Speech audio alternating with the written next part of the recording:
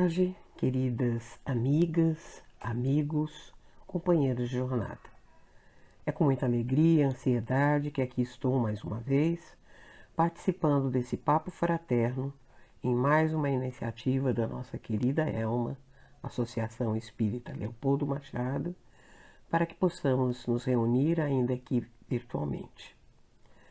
Meu nome é Zezé Gomes, sou colaboradora da casa e, como já disse anteriormente, aqui mesmo nesse espaço, sou apaixonada por um bom papo.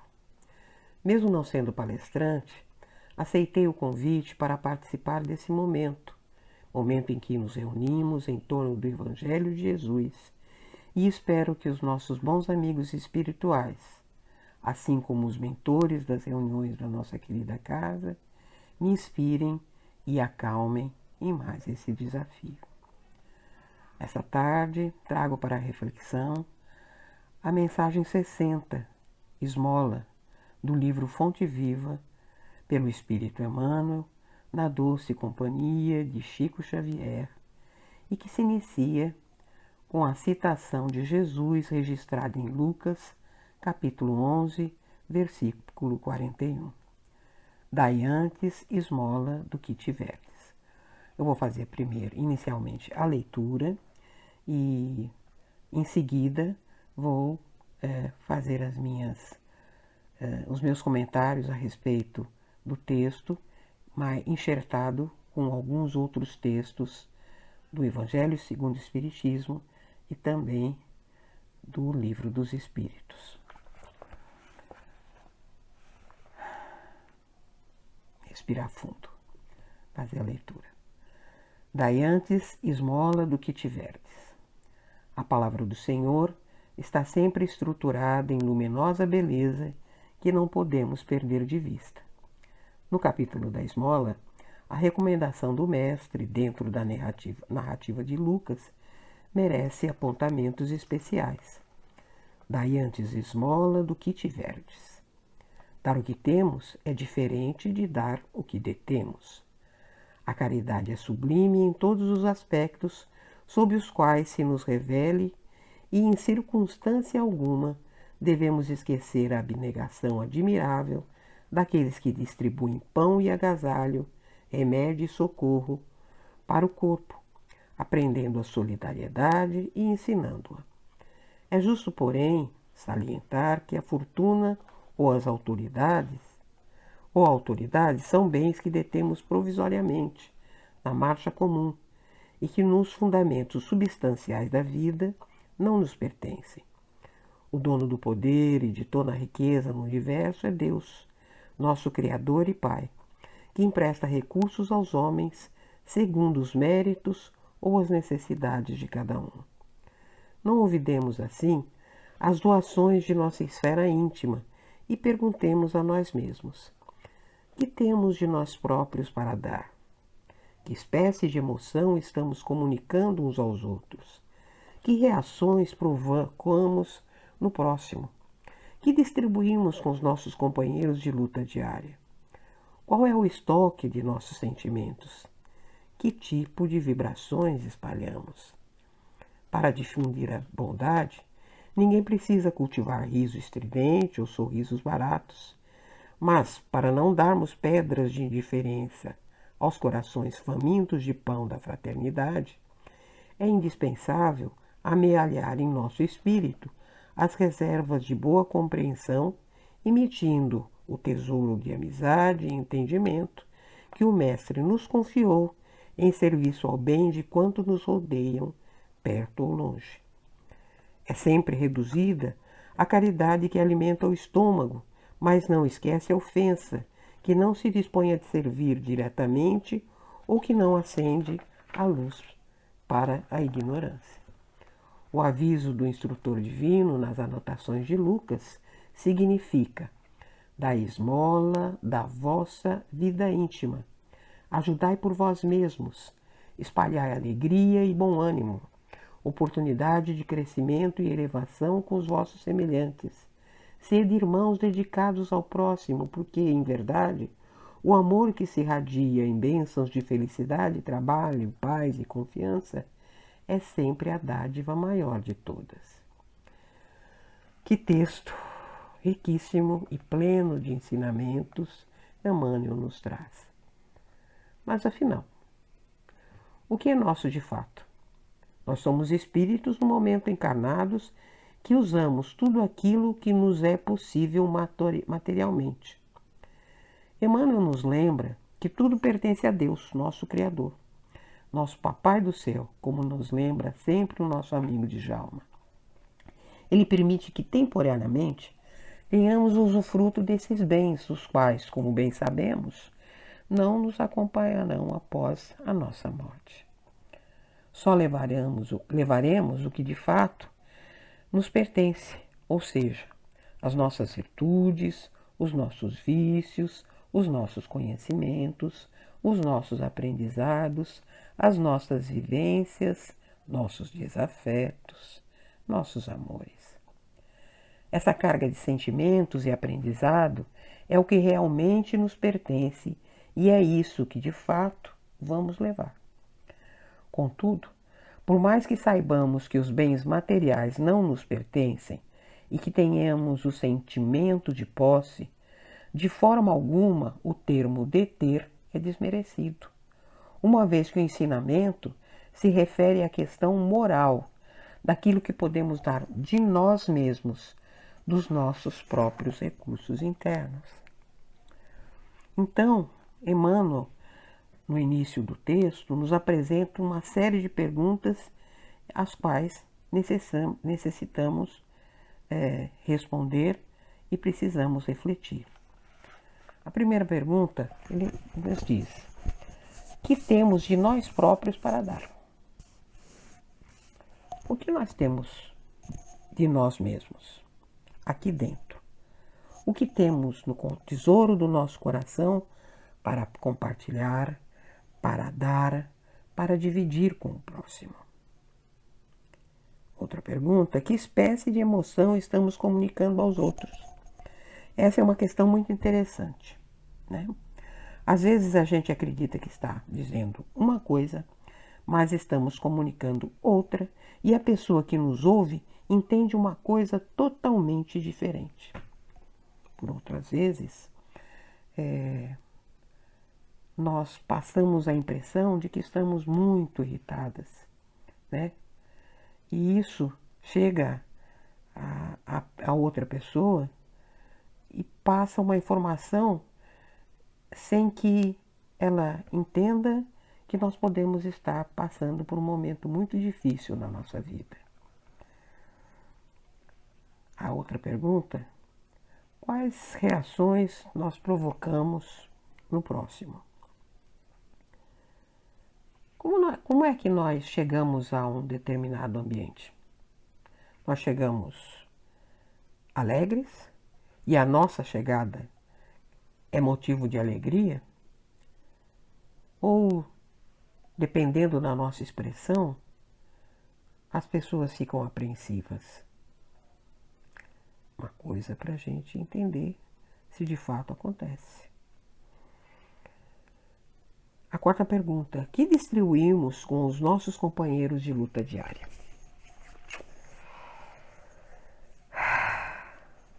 Momentos de alegria, de prazer, de solidariedade ou de maledicência?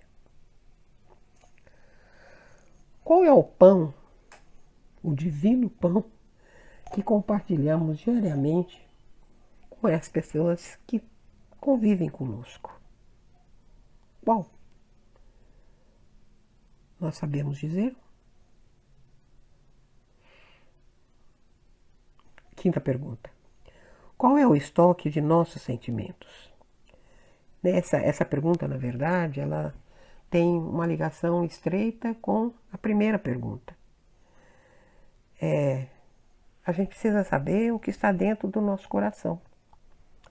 Se é alegria, se é paz, se é amor, se é mágoa. Se é ressentimento, é tristeza, é dor, é vingança.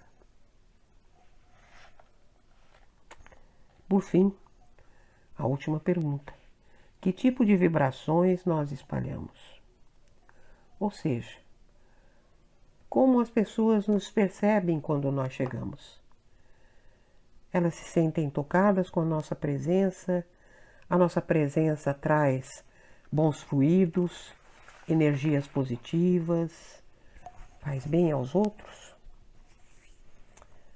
Para responder essas perguntas, e esse é um grande dilema, nós vamos recorrer ao Livro dos Espíritos na questão 919, onde Kardec pergunta e os espíritos respondem. Essa pergunta 919 é: qual é o meio prático mais eficaz para se melhorar nesta vida e resistir ao rastreamento do mal? E os espíritos respondem: um sábio da antiguidade vos disse: conhece-te a ti mesmo. Mas Kardec volta a perguntar e insiste. Pergunta 919A.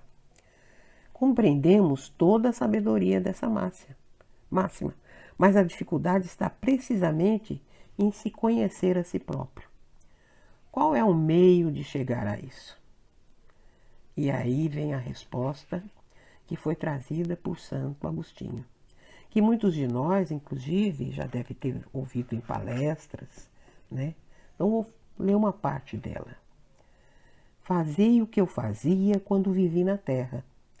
No fim de cada dia, interrogava minha consciência, passava em revista o que havia feito e me perguntava a mim mesmo se não tinha faltado ao cumprimento de algum dever, se ninguém teria tido motivo para se queixar de mim. Foi assim que cheguei a me conhecer e ver o que em mim necessitava de reforma. Aquele que todas as noites lembrasse todas as suas ações do dia e se perguntasse o que fez de bem ou de mal, pedindo a Deus e ao seu anjo guardião que o esclarecesse, adquiriria uma grande força para se aperfeiçoar, porque, acreditai-me, Deus o assistirá. Formulai, portanto, as vossas perguntas. Indagai o que fizeste e com que fito agiste em determinada circunstância, se fizeste alguma coisa que censurarias nos outros, se praticastes uma ação que não ousarias confessar. Perguntai ainda isso. Se aprovesse a Deus chamar-me neste momento, ao entrar no mundo dos espíritos onde nada é oculto, teria eu de temer o olhar de alguém? Examinai o que pudesseis ter feito contra Deus, depois contra o próximo e, por fim, contra vós mesmos. As respostas serão motivos de repouso para a vossa consciência ou indicarão um mal que deve ser curado. Então, chegamos à conclusão que o conhecimento de si mesmo é, portanto, a chave para o melhoramento individual, para a nossa reforma íntima. Então, esta é a tarefa que devemos praticar. Reflexão noturna diária sobre os fatos que permearam o nosso dia. O que aconteceu? Tudinho. A gente vai ter que fazer exercício, inclusive, para poder relembrar o que aconteceu conosco ou conosco envolvendo outras pessoas e, por fim, a gente vai ter que analisar tudo, ou que pelo menos nós lembrarmos o que mais nos tocou no final do dia. Criando esse hábito, nós poderemos lembrar, por exemplo, que nós demos uma resposta atravessada para alguém e que nós nem percebemos, mas naquele momento uma coisinha ficou lá batendo no nosso coração. Será que eu magoei essa pessoa? Na maior parte das vezes, porém, a gente prossegue num modo automático e, de fato, nós podemos ter realmente magoado alguém. E aí o que acontece quando a gente magoa alguém? A gente cria um laço de desafeto. E esse laço de desafeto, com o passar do tempo, pode ganhar proporções inimagináveis. E a gente nem se lembra como começou. Até que um determinado dia, chega aos nossos ouvidos o seguinte comentário: Zezé mudou tanto comigo. E eu gostava muito dela. Gostava muito mesmo. E aí, a gente fica sem saber o que fez, por que fez, porque simplesmente nós não lembramos mais.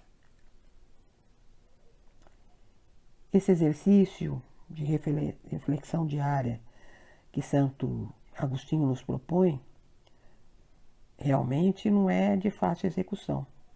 Alguns dias nós estamos tão cansadas, que o nosso desejo mesmo é deitar e dormir. Contudo, esse exercício pode ser feito naquele período que nós fazemos a nossa prece noturna, mesmo que a gente não lembre de nada, de tudo, aliás. Mas esse exercício é muito importante para nós nos melhorarmos, para nós sabermos quem somos, para a nossa reforma íntima. Se não tomarmos essa atitude o quanto antes, a nossa caminhada ficará muito mais difícil, pode ter certeza. Aí, de repente, a qualquer hora, quando nós chegarmos do outro lado da vida, com as mãozinhas vazias, pensaremos: eu poderia ter ajudado alguém. Eu poderia ter proporcionado conforto. Eu poderia, como diz aquela música, ter amado mais. Mas eu nada fiz.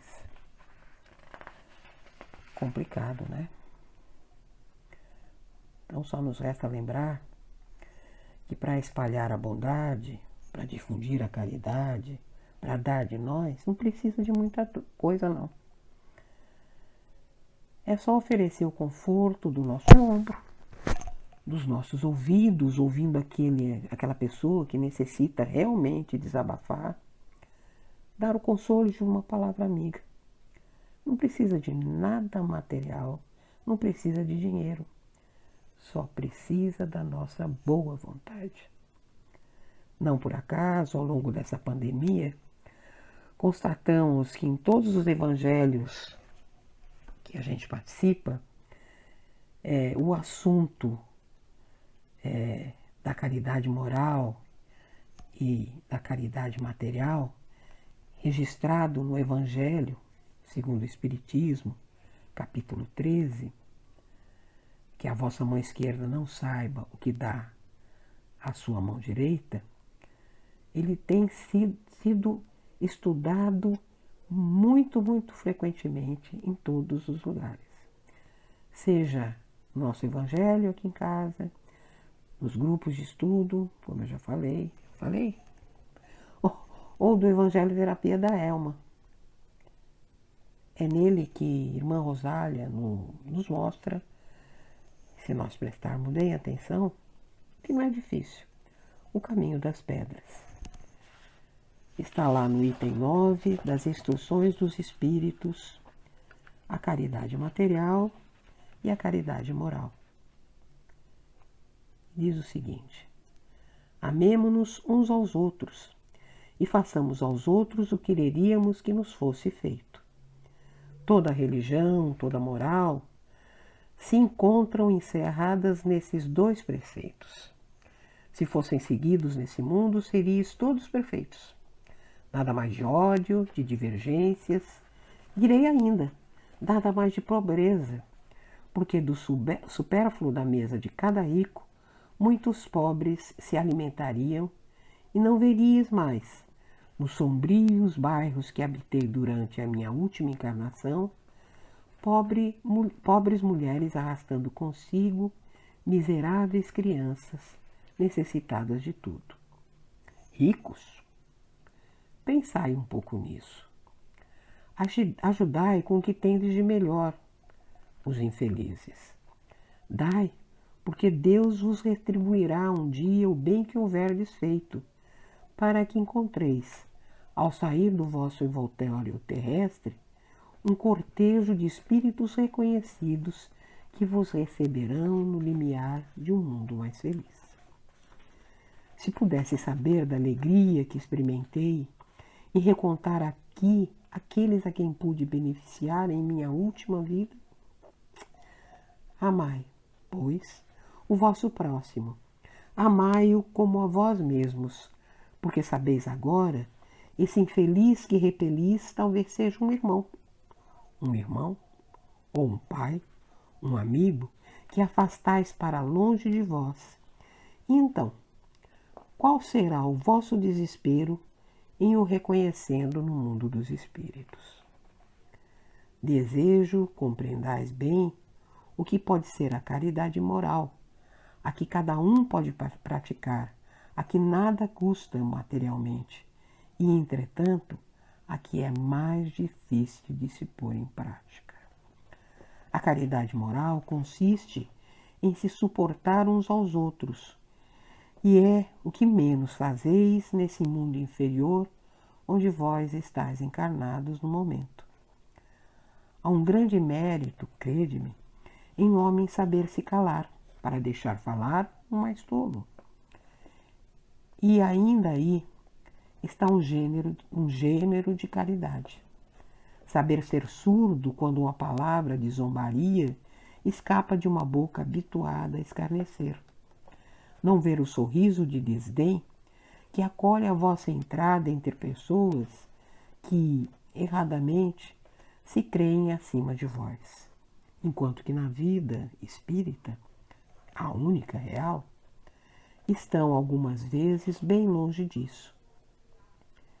Eis um mérito, não de humildade, mas de caridade, porque não anotar os erros de outrem é caridade moral. Entretanto, essa caridade não deve impedir a outra, mas pensai, sobretudo, em não menosprezar o vosso semelhante. Lembrai-vos de tudo o que vos tenham dito. É preciso lembrar sem cessar que no pobre rejeitado talvez repilais um espírito que vos foi caro, que se encontra momentaneamente em posição inferior a vós. Eu revi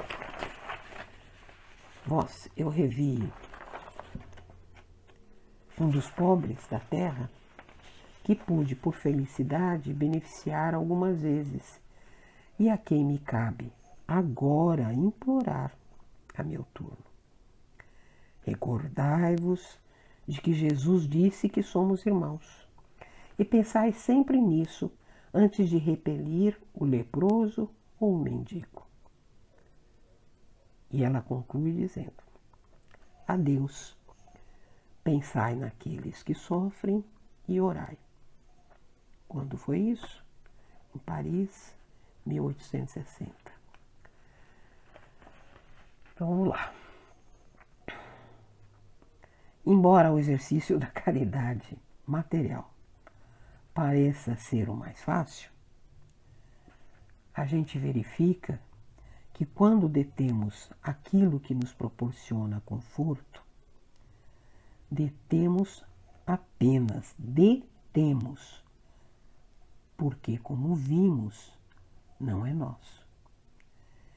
Mas, nesse período, nós nos apegamos muito e não conseguimos nos desprender dessas coisas às quais nos apegamos, mesmo sabendo que elas não são nossas. Nós estamos com elas. Elas não são nossas, nós apenas estamos usufruindo. Então é necessário que aprendamos a abrir mão dessas coisas às quais nós nos apegamos. Por outro lado, a gente tem que reconhecer que na natureza, né, não é fácil a coisa acontecer da maneira e na velocidade que nós desejamos. Nós somos pessoas, estamos encaixadas na natureza e a natureza não dá saltos. Tudo tem que percorrer um trajeto. Nós temos que aprender a nos desapegar. Então, nós também temos que entender que o exercício do desapego é gradativo, tem que ir na velocidade de cada um. A gente pode iniciar nos desprendendo daquilo que não usamos mais e que guardamos, mesmo sabendo que pode servir e levar conforto a alguém. Amanhã, quando abrir o nosso guarda-roupa e nos depararmos com as roupas que não usamos há algum tempo, algumas ainda sem uso, ou que já não nos servem mais, mas que guardamos para usar um dia, sabe-se lá quando, mesmo porque, convenhamos, com essa pandemia, muitos de nós, eu inclusive, estão valorizando muito mais as peças confortáveis. Usamos moletons, calças de abrigo, camisetas no IEP, como essa aqui, por exemplo, ou as camisetas comemorativas. Inclusive, eu estava ontem com uma delas, que é da juventude da Elma. Embora eu esteja com 74 anos, eu pertenço à juventude da Elma. Todos nós que fazemos parte da Elma, pertencemos à juventude da Elma. Juventude é um estado de alma. Desculpa. Essas roupas já estão confortáveis, amaciadas pelo tempo, tão boas de usar em casa. Tão boas mesmo. Então, olha, bora abrir nossos guarda-roupas e nos desapegar do que não usamos. E o que nós vamos fazer com isso? Dá licença aqui.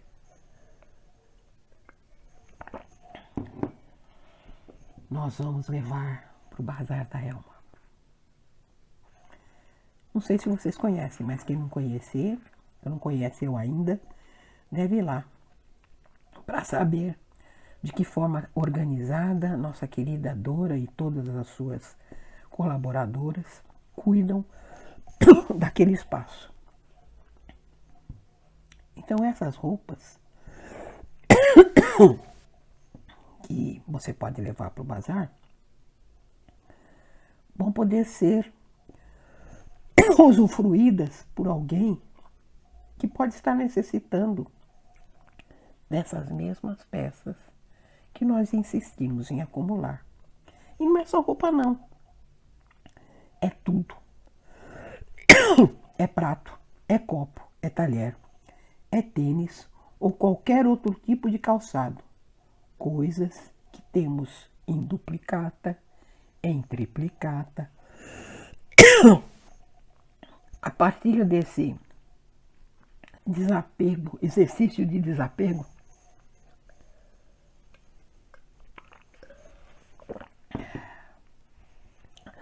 dessas coisas materiais que nós detemos, passaremos a nos desprender daquilo que nos é necessário, dividindo com quem necessite mais do que nós, contribuindo com cestas básicas ou com a doação de ingredientes para o preparo da sopa quinzenal da Elma.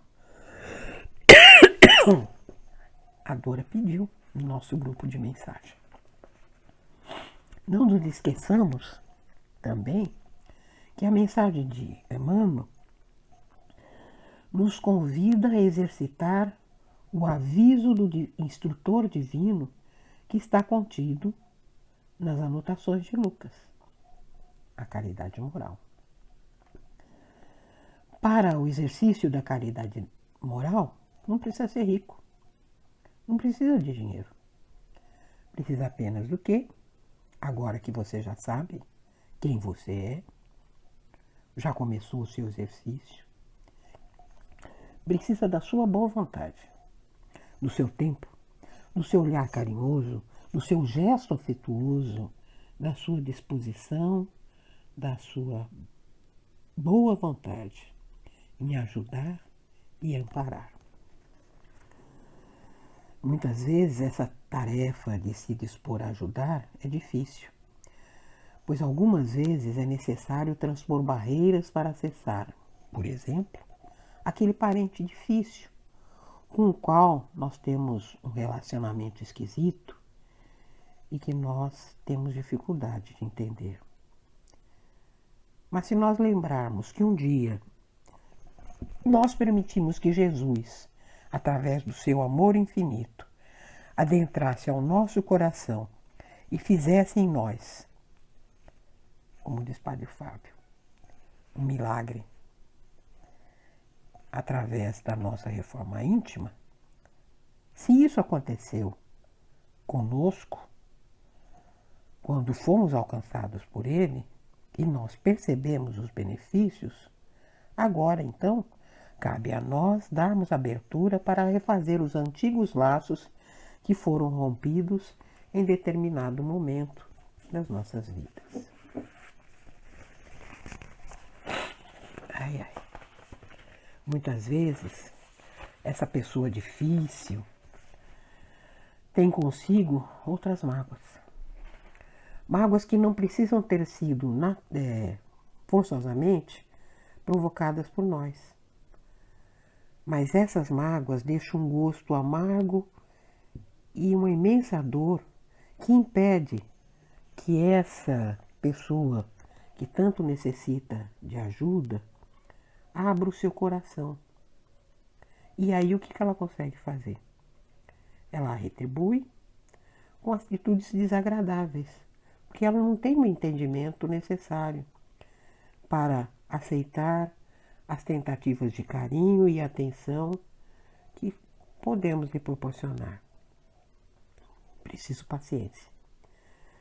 Muita paciência e amor para não desistir e insistir em ajudá-la, sem humilhá-la. Vamos estender a nossa mão e tentar diminuir a resistência que houver com esse simples gesto de amoroso afeto. É essa a nossa missão enquanto seres humanos. Somos todos irmãos. Devemos amar uns aos outros. Somos todos filhos de Deus e irmãos de Jesus.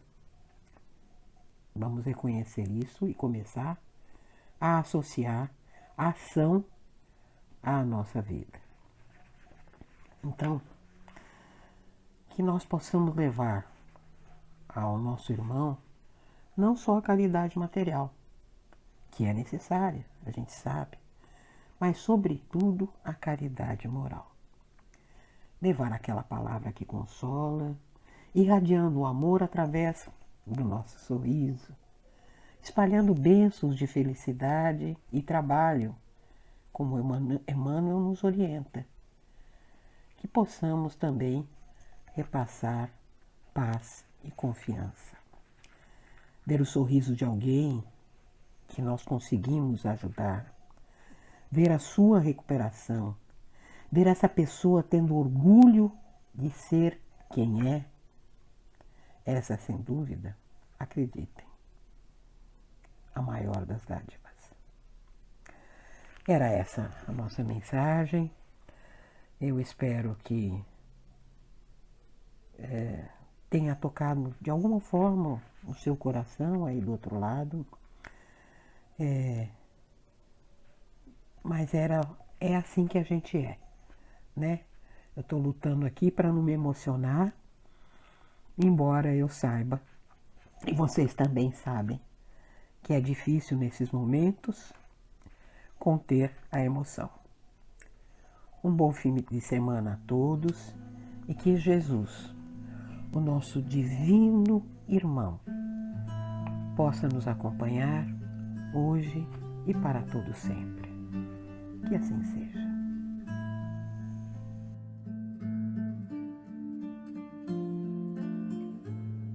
Divino e amado Mestre Jesus, estamos aqui reunidos em Teu santo nome para te pedir a Tua luz, a Tua paz e a Tua misericórdia divina para todos nós. E com a certeza que seremos atendidos, dizemos: Pai nosso que estás nos céus, santificado seja o vosso nome. Venha a nós o vosso reino, seja feita a vossa vontade, assim na terra como no céu. O pão nosso de cada dia nos dai hoje. Perdoai as nossas dívidas, assim como nós perdoamos a quem nos tem ofendido. Não nos deixeis, Senhor, cair em tentações, mas livra-nos do mal, porque somente vosso é o poder, é o reino e a glória para toda a eternidade. E que a nossa irmã receba toda a assistência espiritual na tarde de hoje. Que assim seja.